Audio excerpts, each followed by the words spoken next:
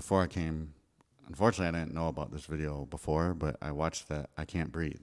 Yes. And when I watched that video, I'm not going to lie, it gave me chills at a certain point.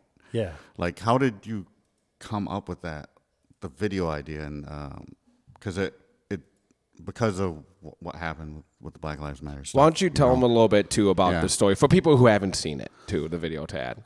Well, let's okay. have Rico. Yeah. That's his Okay. video. Yeah. Right. Take a But little sip. he can explain it, but it gave me chills. Like, Yeah. I was like, oh, this is good, you know? Well, you know, the video, it was important for me to give out a lot of different messages, right?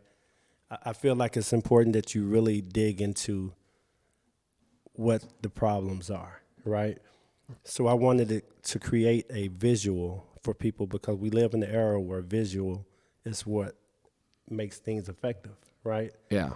So I wanted people to understand how it is when it comes to the African American community and the police department, right?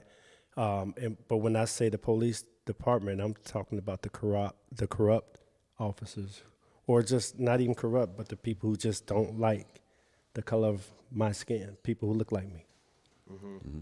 I wanted people to understand that story, but then I also wanted them to understand that there are some good officers out there. Yeah. So I wanted them to see what it would look like if those officers said, forget the code. I don't like this. I'm not going to stand here and watch it and step in and stop it. But then on top of those two, I wanted to also show, like in the video, you'll notice at the end, the guy that they have on the ground, which is me, Yeah. is also a police officer who was just out of uniform.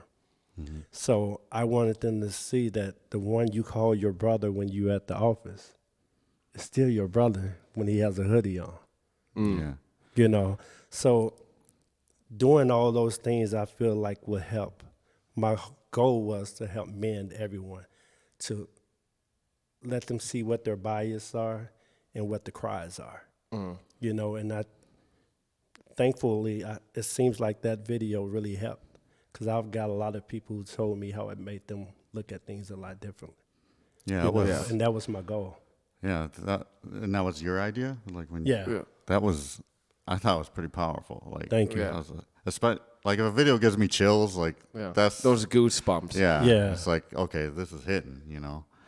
Nice. Yeah, It's something that's neat, especially there's such a disconnect between, you know, the black community and just, I think, everyone between, like, regular people and police now. Ever since, you know, George Floyd, and it's not just George Floyd, actually. It's, like, a bunch of all these other, like, murders and crimes that happened to it. But, like, the disconnection between, you know, the community and police is bigger than ever. Mm-hmm. And you doing something like that to try to shorten that gap and reconnect those ties, dude, is much needed nowadays, especially here in Minneapolis. Well, not only that, especially because he's a black man Yeah. that did that too.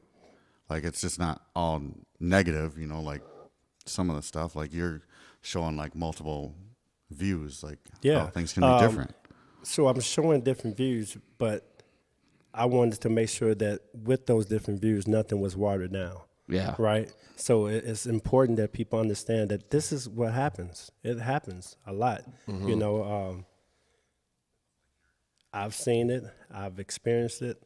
I know it exists, right? Mm-hmm. But I also know that there are good, you know, and when you're good, you have to react good, right, regardless of the consequences. So when you see wrong, no matter who you are, you need to step up and say, hey, that's wrong. Yeah. And that's what I wanted to get out of that video. Well, let me tell you something. Well, Man, that's what you did get.